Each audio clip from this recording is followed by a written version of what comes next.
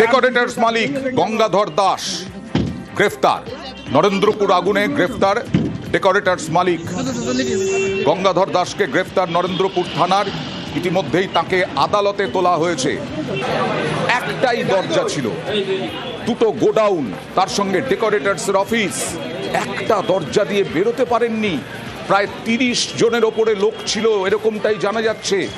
তারা রান্নাবান্নাও করছিলেন।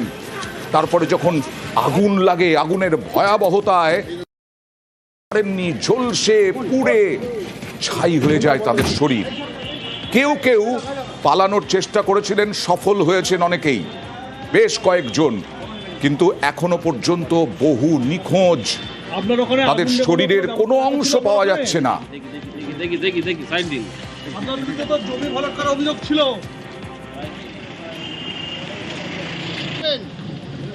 আগুন নির্বাপনের কি ব্যবস্থা ছিল?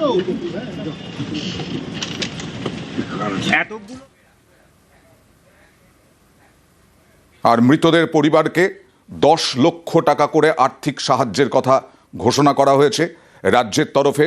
নরেন্দ্রপুরে আগুনে আর্থিক সাহায্য গতকালই সরকারের পক্ষ থেকে জানিয়েছিলেন ফিরহাদ হাকিম।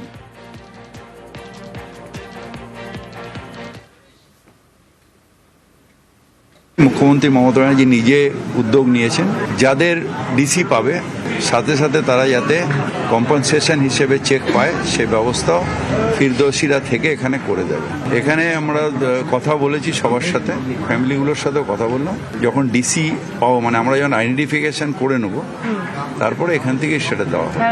10 লাখ টাকা মাথা পিছু।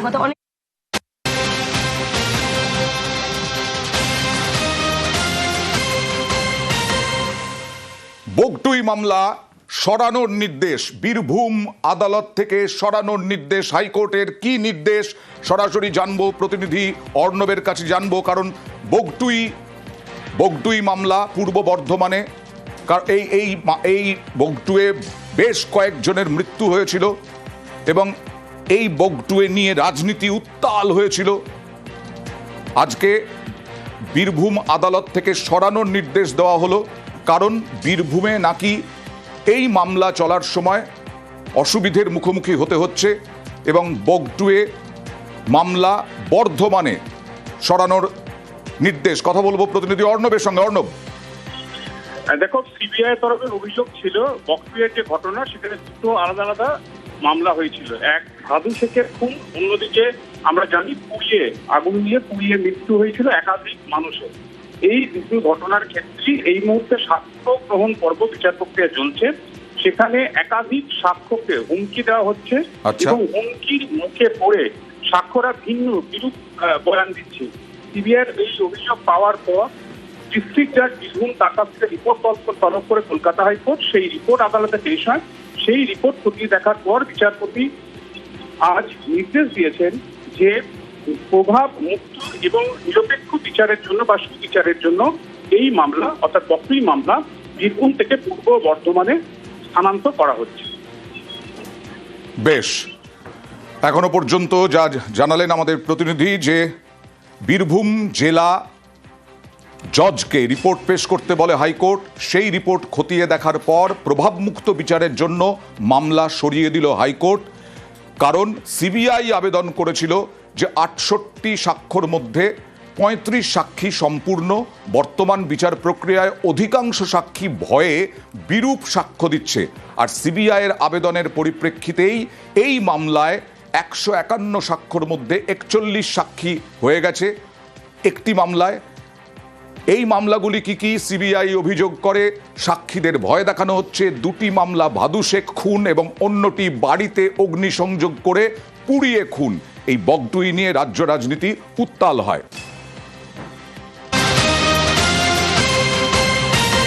ডেকোরেটরস মালিক গঙ্গাধর দাস গ্রেফতার। নরেন্দ্রপুর আগুনে গ্রেফতার ডেকোরেটরস মালিক গঙ্গাধর দাসকে গ্রেফতার নরেন্দ্রপুর থানার। ইতিমধ্যেই তাকে আদালতে তোলা হয়েছে। একটাই দরজা ছিল, দুটো গোডাউন, তার সঙ্গে ডেকোরেটরসের অফিস। একটা দরজা দিয়ে বেরোতে পারেননি। প্রায় 30 জনের ওপরে লোক ছিল এরকমটাই জানা যাচ্ছে। তারা রান্নাবান্নাও করছিলেন। তারপরে যখন আগুন লাগে, আগুনের ভয়াবহতায় পারেননি, ঝলসে পুড়ে ছাই হয়ে যায় তাদের শরীর। কেউ কেউ পালানোর চেষ্টা করেছিলেন, সফল হয়েছেন অনেকেই, বেশ কয়েকজন, কিন্তু এখনো পর্যন্ত বহু নিখোঁজ, তাদের শরীরের কোনো অংশ পাওয়া যাচ্ছে না। দেখি সাইড দিন। আপনার বিরুদ্ধে তো জমি ভরাট করার অভিযোগ ছিল।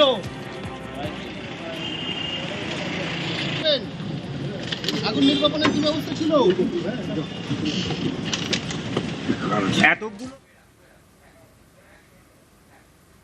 আর মৃতদের পরিবারকে 10 লক্ষ টাকা করে আর্থিক সাহায্যের কথা ঘোষণা করা হয়েছে রাজ্যের তরফে।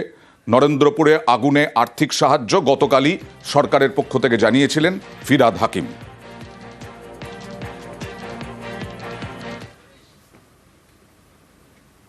মুখ্যমন্ত্রী মমতা ব্যানার্জি নিজে উদ্যোগ নিয়েছেন, যাদের ডিসি পাবে সাথে সাথে তারা যাতে কম্পেনসেশন হিসেবে চেক পায় সেই ব্যবস্থাও ফিরদৌসিরা থেকে এখানে করে দেবে। এখানে আমরা কথা বলেছি সবার সাথে, ফ্যামিলিগুলোর সাথেও কথা বললাম। যখন ডিসি পাবো, মানে আমরা যখন আইডেন্টিফিকেশন করে নেব, তারপরে এখান থেকে সেটা দেওয়া হবে 10 লাখ টাকা মাথা পিছু।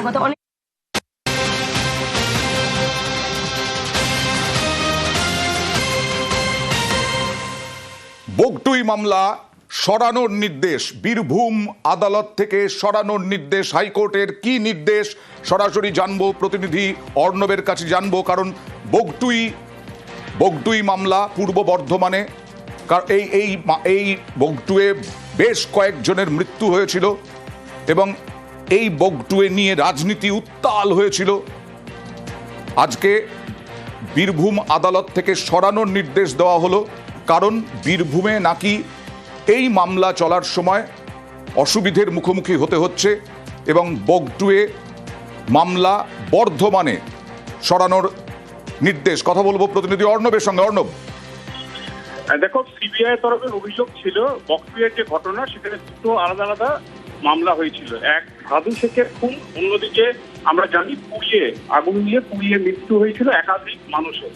এই দুটো ঘটনার ক্ষেত্রে এই মুহূর্তে সাক্ষ্য গ্রহণ পর্ব বিচার প্রক্রিয়া চলছে। সেখানে একাধিক সাক্ষ্যকে হুমকি দেওয়া হচ্ছে এবং হুমকির মুখে পড়ে সাক্ষ্যরা বিরূপ বয়ান দিচ্ছে।